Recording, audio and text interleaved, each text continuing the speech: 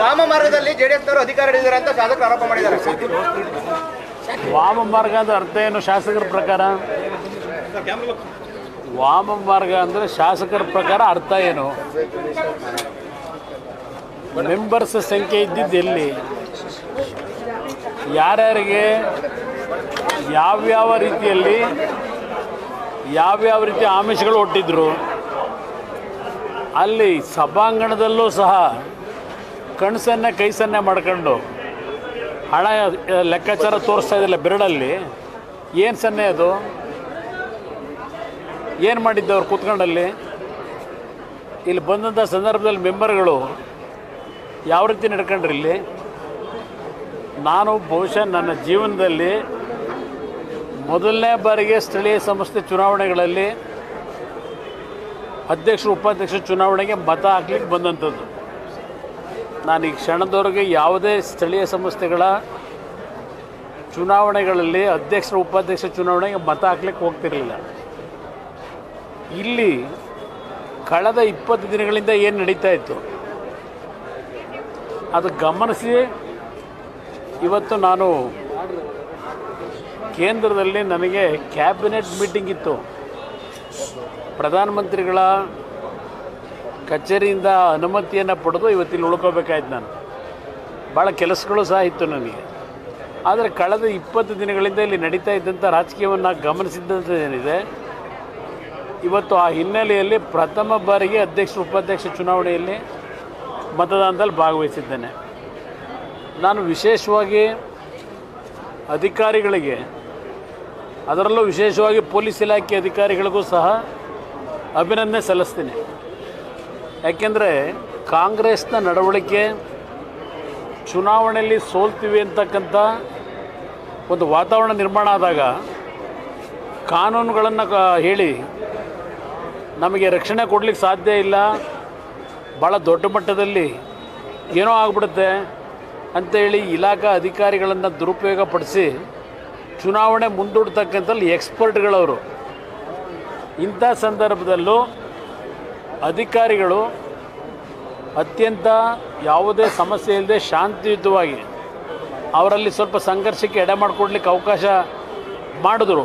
ಅಂಥದನ್ನೆಲ್ಲ ಬದಿಗಿಟ್ಟು ಇವತ್ತು ಅತ್ಯಂತ ಸುಗಮವಾಗಿ ಚುನಾವಣೆ ನಡೆಸಿದ್ದಾರೆ. ಅದಕ್ಕೆ ಅಧಿಕಾರಿಗಳನ್ನು ಅಭಿನಂದಿಸ್ತೀನಿ. ಸರ್, ಒಂದು ಆರೋಪ ಮಾಡ್ತಾ ಇದ್ದಾರೆ, ಜೆಡಿಎಸ್ನ 3 ಸದಸ್ಯರು ಕಾಂಗ್ರೆಸ್ನ ಜನಪ್ರಿಯತೆ ನೋಡಿ ಹೋಗಿದ್ದಾರಂತೆ, ಕಾಂಗ್ರೆಸ್ನಿಂದ ನೀವು ಹೈಜಾಕ್ ಮಾಡಿದ್ರಿ ಅಂತ ಹೇಳ್ತಿದ್ದಾರೆ. ಯಾರ ಅಧ್ಯಕ್ಷನ ಮಾಡಿದ್ವಲ್ಲ ಅವನ, ಆ ಮನುಷ್ಯನ ಅವತ್ತು ಅಧ್ಯಕ್ಷನ ಮಾಡಲಿಕ್ಕೆ ಯಾರೂ ತಯಾರಾಗಿರಲಿಲ್ಲ. ಕೊನೆಗೆ ಒಪ್ಪಿಗೆ ಕೊಟ್ಟಿದ್ದೆ. ಅಷ್ಟು ಜನ ಅಧ್ಯಕ್ಷರು, ಅಷ್ಟು ಜನ ನಗರಸಭೆ ಸದಸ್ಯರು ಗೆದ್ದಂಥವರು ಅಧ್ಯಕ್ಷನ ಮಾಡಿದಾಗ ಅವಧಿ ನಿರ್ಣಯ ಮಾಡಿದ್ರಲ್ಲ, ಅವಧಿ ನಿರ್ಣಯದ ಪ್ರಕಾರ ಏನಾದ್ರು ನಡ್ಕೊಂಡ್ರ?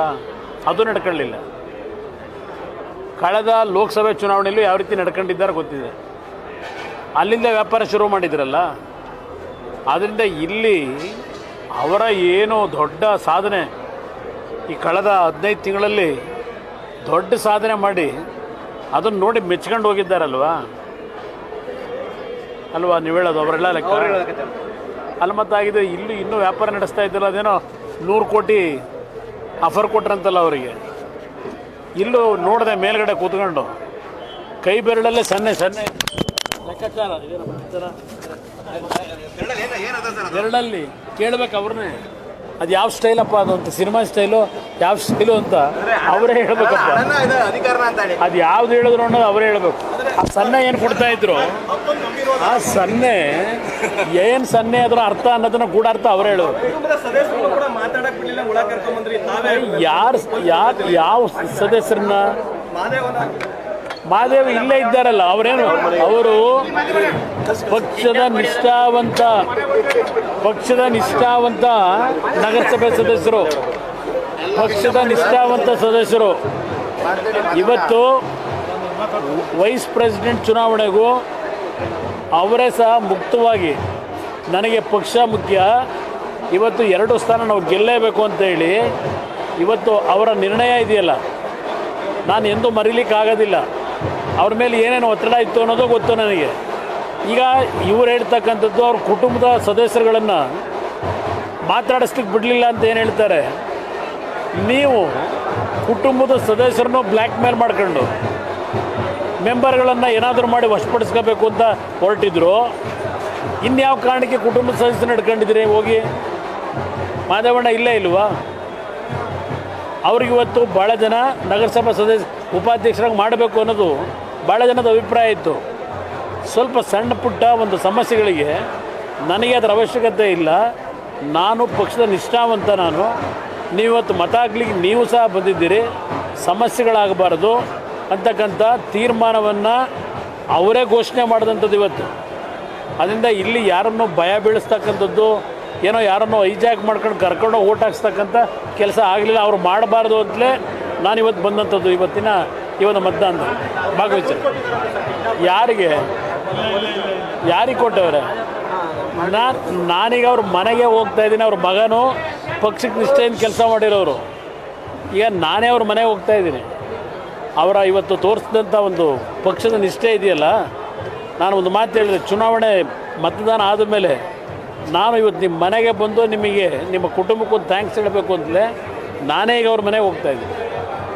ಅವ್ರು ತೆಗೆದುಕೊಂಡಂಥ ಇವತ್ತು ನಿರ್ಣಯ ಇದೆಯಲ್ಲ, ಅವ್ರಿಗೂ ಉಪಾಧ್ಯಕ್ಷರಾಗಬೇಕು ಅಂತಕ್ಕಂಥ ಒಂದು ಆಸೆ ಇತ್ತು. ಪಕ್ಷ ನಿಷ್ಠೆ ತೋರಿಸಿದ್ದಾರೆ ಸರ್. ಕೇಳಿ ಅವ್ರನ್ನೇ ಕೇಳಿ ಏನೇನು ಹೇಳ್ತಾ ಇದ್ದಾರಲ್ಲ, ನಡೀತಾ ಇತ್ತಲ್ಲ ಒಳಗಡೆ ಏನೇನು ಕೈಸನ್ನ ಯಾರ್ಯಾರು ಮಾಡ್ತಿದ್ರು, ಈಗ ಯಾರು ಆಪಾದನೆ ಮಾಡಿದ್ರು ಇಲ್ಲಿ ನಮ್ಗಳ ಬಗ್ಗೆ ಅವ್ರನ್ನ ಕೇಳಿದ್ರೆ ಹೇಳ್ತಾರೆ ಕೈಸನ ಅರ್ಥ ಏನು. ಈಗ ನನ್ನ ಬಗ್ಗೆ ಯಾರು ಆಪಾದನೆ ಮಾಡಿದ್ದೀನಿ, ಗೂಂಡಾಗಿರಿ ಅಂತ ಹೇಳಿದಾರೆ ಯಾರು? ಆ ಗೂಂಡಾಗಿರಿ ಮಾಡ್ತಾಯಿದ್ರು ಒಳಗೆ ಅಂತ ಏನು ಹೇಳಿದ್ರು ಅಂದ್ರಲ್ಲ, ಅವ್ರನ್ನ ಕೇಳಿ ಸಣ್ಣ ವಿಷಯ ಹೇಳ್ತಾರೆ. ಥ್ಯಾಂಕ್ ಯು ಬರುತ್ತೆ. ಏನು ಹೇಳಿ? ಈಗ 5 ಎಕರೆ ಭೂಮಿ ತೆಗೆದುಕೊಂಡಿರ್ತಕ್ಕಂಥದ್ದೇನಿದೆ,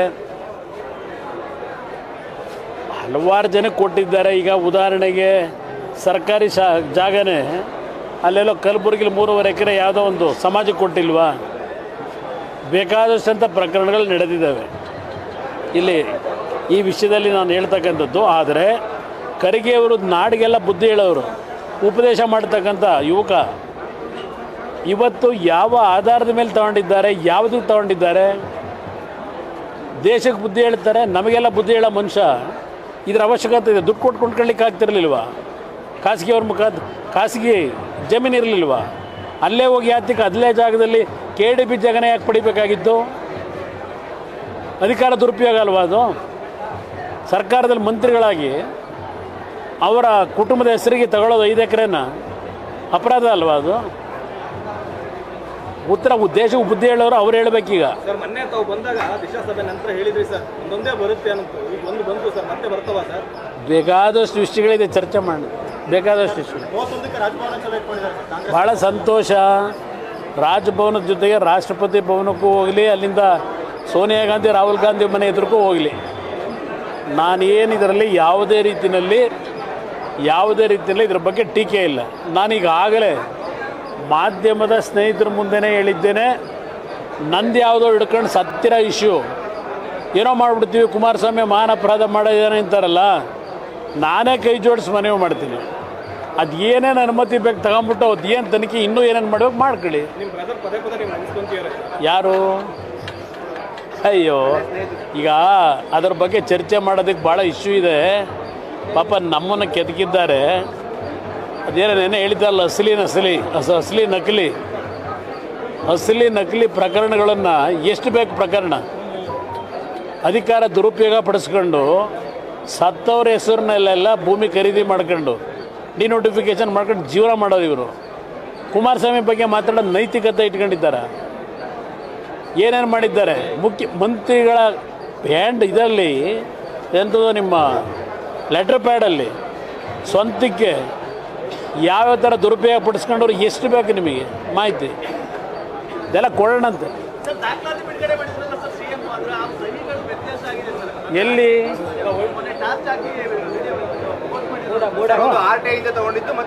ಈಗ ನೋಡಿ, ಈಗ ನಾನು ಮುಖ್ಯಮಂತ್ರಿಗಳಿಗೆ ಹೇಳೋದು, ಮೂಢ ಹಗರಣದಲ್ಲಿ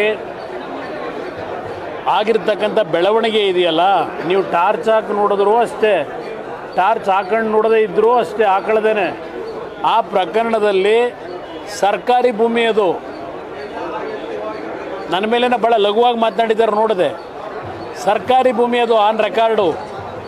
ಸರ್ಕಾರಿ ಭೂಮಿನ ಲಪಟಾಯಿಸಿ ಆ ಭೂಮಿ ನಮ್ಮದು ಅಂತ ಹೇಳಿ ಭೂಮಿ ಲಪಟಾಯಿಸ್ಬಿಟ್ಟು 15 ಸೈಟ್ ತಗೊಂಡಿದ್ದೀರಲ್ಲ,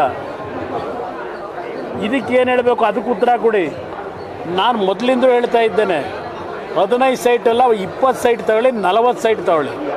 ಕಾನೂನು ಪ್ರಕಾರವಾಗಿ ನಿಮ್ಮ ಒಂದು ಪ್ರಕರಣದಲ್ಲಿ ನಿಮ್ಮದೇ ಸ್ವಂತ ಜಮೀನಿದ್ದು ಆ ಜಮೀನಿನಲ್ಲಿ ಇವತ್ತು ಏನಾದರೂ ಸರ್ಕಾರ ವಶಪಡಿಸ್ಕೊಂಡಿದ್ರೆ ನಿಮಗೆ ಪ್ರಾವಿಷನ್ ಏನಿದ್ರೆ ಅದರ ಪ್ರಕಾರ ತಗೊಳ್ಳಿ, ನಂದೇನು ಅಬ್ಜೆಕ್ಷನ್ ಇಲ್ಲ. ನಾನು ಅದಕ್ಕೆ ಎಂದೂ ಸಹ ವಿರೋಧ ಮಾಡಿಲ್ಲ. ನಾನು ಹೇಳ್ತಕ್ಕಂಥದ್ದು ಆ ಪ್ರಕರಣದಲ್ಲಿ ಸುಳ್ಳು ದಾಖಲೆಗಳು ಸೃಷ್ಟಿ ಮಾಡಿರೋರು ನೀವು, ಅಧಿಕಾರಿಗಳನ್ನು ದುರುಪಯೋಗ ಪಡಿಸ್ಕೊಂಡಿರೋರು ನೀವು. ಈಗ ಯಾರಾದರೂ ಒಬ್ಬರು ಸಾಮಾನ್ಯ ರೈತರು ಹೋಗಿ ಏನಾದರೂ ಖಾತೆ ಮಾಡಿ ಅಂದರೆ ಮಾಡ್ತೀರಾ? ಎಷ್ಟೆಷ್ಟು ಅಲಸ್ತೀರಿ ರೈತರನ್ನ? ಈಗ ಕನ್ವರ್ಷನ್ ಮಾಡಿಕೊಟ್ಟಿದ್ದೀರಲ್ಲ, ಯಾರು ಭೂಮಿ ಅಂತ ಮಾಡಿಕೊಟ್ರಿ? ಯಾರು ಹೇಳಿ ಮಾಡಿಸ್ಕೊಂಡ್ರು? ಈಗ ಸತ್ತು 25-30 ವರ್ಷ ಆಗಿದೆ. ಸತ್ತಿರ್ತಕ್ಕಂಥ ವ್ಯಕ್ತಿ ಹೆಸರಿನಲ್ಲಿ ಡಿನೋಟಿಫಿಕೇಶನ್ ಮಾಡಿಸಿದ್ರಲ್ಲ ಭೂಮಿಗೆ, ಆ ವ್ಯಕ್ತಿ ಯಾವಾಗ ಅರ್ಜಿ ಕೊಟ್ಟ? ಭಾಳ ನಾನು ಲಘುವಾಗಿ ಮಾತಾಡ್ತೀನಿ ಅನ್ಕೋಬೇಡಿ.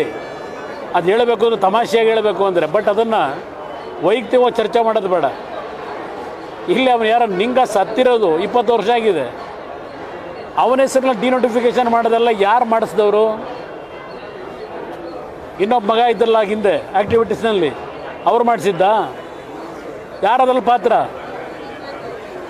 ಹಿಂದೆ ಯಾರು ಆ್ಯಕ್ಟಿವಿಟೀಸ್ ಇಟ್ಕೊಂಡಿದ್ರಲ್ಲ ಹಿಂದೆ ನೀವಲ್ಲಿ ಆ್ಯಕ್ಟಿವಿಟೀಸ್ನಲ್ಲಿ ನಿಮ್ಮ ಕುಟುಂಬದಲ್ಲಿ, ಅವ್ರು ಮಾಡಿಸಿದಾರ ಡಿನೋಟಿಫಿಕೇಶನ್ನ?